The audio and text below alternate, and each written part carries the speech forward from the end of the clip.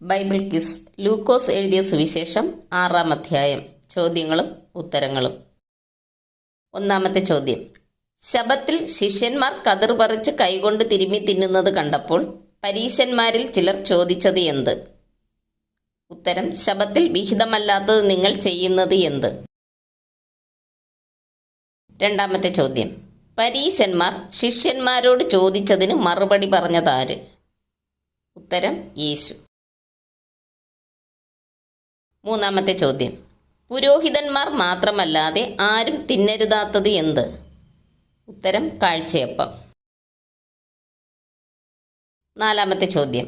ദാവീദ് എവിടെ ചെന്നാണ് കാഴ്ചയപ്പം എടുത്ത് തിന്നുകയും കൂടെയുള്ളവർക്ക് കൊടുക്കുകയും ചെയ്തത്? ഉത്തരം: ദേവാലയത്തിൽ. അഞ്ചാമത്തെ ചോദ്യം. മറ്റൊരു ശബത്തിൽ യേശു പള്ളിയിൽ ചെന്ന് എന്ത് ചെയ്യുകയായിരുന്നു?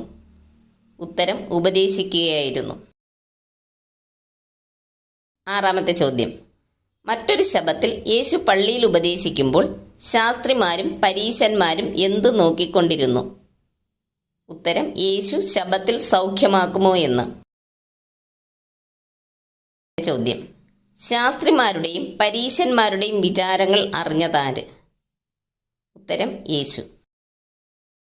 എട്ടാമത്തെ ചോദ്യം. യേശു ശാസ്ത്രിമാരുടെയും പരീശന്മാരുടെയും വിചാരങ്ങൾ അറിഞ്ഞിട്ട് പറഞ്ഞത് ആരോട്? ഉത്തരം: വരണ്ട കൈയുള്ള മനുഷ്യനോട്.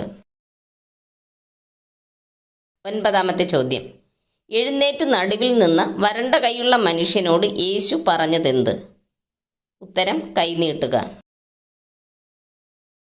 പത്താമത്തെ ചോദ്യം. വരണ്ട കൈയുള്ള മനുഷ്യന് സൗഖ്യം വന്നത് എപ്പോൾ? ഉത്തരം: യേശു കൈനീട്ടുക എന്ന് പറഞ്ഞ് അവൻ കൈനീട്ടിയപ്പോൾ. 11ാമത്തെ ചോദ്യം. യേശു മലയിൽ രാത്രി കഴിച്ചത് എങ്ങനെ? ഉത്തരം: ദൈവത്തോടുള്ള പ്രാർത്ഥനയിൽ. 12ാമത്തെ ചോദ്യം. നേരം വെളുത്തപ്പോൾ യേശു ശിഷ്യന്മാരെ അടുക്കെ വിളിച്ച് അവരിൽ എത്ര പേരെ തിരഞ്ഞെടുത്തു? ഉത്തരം: 12. 13ാമത്തെ ചോദ്യം. യേശു അപ്പോസ്തലന്മാരെ തിരഞ്ഞെടുത്തത് എവിടെ വെച്ച്? ഉത്തരം: ഒരു മലയിൽ വെച്ച്. 14ാമത്തെ ചോദ്യം. യേശു അപ്പോസ്തലന്മാരെ തിരഞ്ഞെടുത്ത ശേഷം മലയിൽ നിന്ന് ഇറങ്ങി എവിടെ വന്നു നിന്നു? ഉത്തരം: സമഭൂമിയിൽ. 15ാമത്തെ ചോദ്യം. സമഭൂമിയിൽ വച്ച് സൗഖ്യം പ്രാപിച്ചത് ആര്? ഉത്തരം: അശുദ്ധാത്മാക്കൾ ബാധിച്ചവർ. 16ാമത്തെ ചോദ്യം. എന്തുകൊണ്ടാണ് പുരുഷാരമൊക്കെയും യേശുവിനെ തൊടുവാൻ ശ്രമിച്ചത്? ഉത്തരം: ശക്തി അവനിൽ നിന്ന് പുറപ്പെട്ട് എല്ലാവരെയും സൗഖ്യമാക്കുക കൊണ്ട്. 17ാമത്തെ ചോദ്യം. യേശുവിൽ നിന്ന് എന്ത് പുറപ്പെട്ടാണ് എല്ലാവരെയും സൗഖ്യമാക്കിയത്? ഉത്തരം: ശക്തി. 18ാമത്തെ ചോദ്യം. പൂരിപ്പിക്കുക. ഇപ്പോൾ കരയുന്നവരായ നിങ്ങൾ ഭാഗ്യവാന്മാർ. നിങ്ങൾ ഡാഷ്. ഉത്തരം: ചിരിക്കും. 19ാമത്തെ ചോദ്യം. പൂരിപ്പിക്കുക. എന്നാൽ സമ്പന്നന്മാരായ നിങ്ങൾക്ക് അയ്യോ കഷ്ടം. നിങ്ങളുടെ ഡാഷ് നിങ്ങൾക്ക് ലഭിച്ചു പോയല്ലോ. ഉത്തരം: ആശ്വാസം. 20ാമത്തെ ചോദ്യം. നിങ്ങളുടെ ശത്രുക്കളോട് എന്ത് ചെയ്യണം എന്നാണ് തന്നെ കേൾക്കുന്നവരോട് യേശു പറഞ്ഞത്? ഉത്തരം: സ്നേഹിപ്പിൻ. 21ാമത്തെ ചോദ്യം. നിങ്ങളെ പകയ്ക്കുന്നവർക്ക് എന്ത് ചെയ്യണം എന്നാണ് തന്നെ കേൾക്കുന്നവരോട് യേശു പറഞ്ഞത്? ഉത്തരം: ഗുണം ചെയ്യുവിൻ. 22ാമത്തെ ചോദ്യം. ആർക്കു വേണ്ടി പ്രാർത്ഥിപ്പിൻ എന്നാണ് തന്നെ കേൾക്കുന്നവരോട് യേശു പറഞ്ഞത്? ഉത്തരം: നിങ്ങളെ ദുഷിക്കുന്നവർക്ക് വേണ്ടി. 23ാമത്തെ ചോദ്യം. ആരെ അനുഗ്രഹിപ്പിൻ എന്നാണ് യേശു തന്നെ കേൾക്കുന്നവരോട് പറഞ്ഞത്? ഉത്തരം: ശപിക്കുന്നവരെ. 24ാമത്തെ ചോദ്യം. ആരോട് മടക്കി ചോദിക്കരുത് എന്നാണ് യേശു പറഞ്ഞത്? ഉത്തരം: നിനക്കുള്ളത് എടുത്തു കളയുന്നവനോട്. 25ാമത്തെ ചോദ്യം.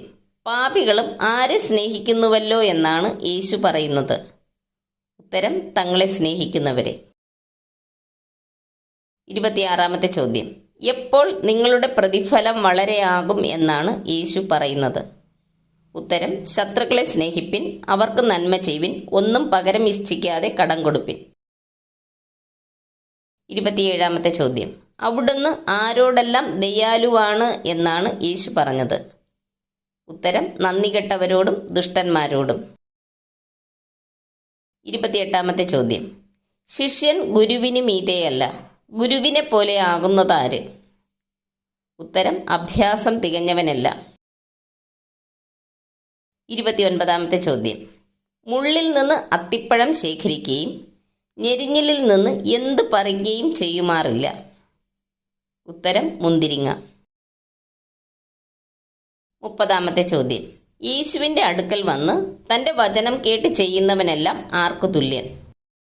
ഉത്തരം ആഴെ കുഴിച്ച് പാറമേൽ അടിസ്ഥാനമിട്ട് വീട് പണിയുന്ന മനുഷ്യനോട് തുല്യൻ. 31-ാമത്തെ ചോദ്യം. യേശുവിൻ്റെ അടുക്കൽ വന്ന് തൻ്റെ വചനം കേട്ട് ചെയ്യാത്തവനെല്ലാം ആർക്കു തുല്യൻ? ഉത്തരം അടിസ്ഥാനം കൂടാതെ മണ്ണിന്മേൽ വീട് പണിത മനുഷ്യനോട് തുല്യൻ. 32-ാമത്തെ ചോദ്യം. അടിസ്ഥാനം കൂടാതെ മണ്ണിന്മേൽ പണിത വീടിന് ഒഴുക്കടിച്ച ഉടനെ എന്ത് സംഭവിച്ചു? ഉത്തരം അത് വീണു. 33-ാമത്തെ ചോദ്യം. ആ വീട്ടിൻ്റെ വീഴ്ച എങ്ങനെയായിരുന്നു? ഉത്തരം വലിയത്. നന്ദി. ദൈവം നമ്മെ അനുഗ്രഹിക്കട്ടെ.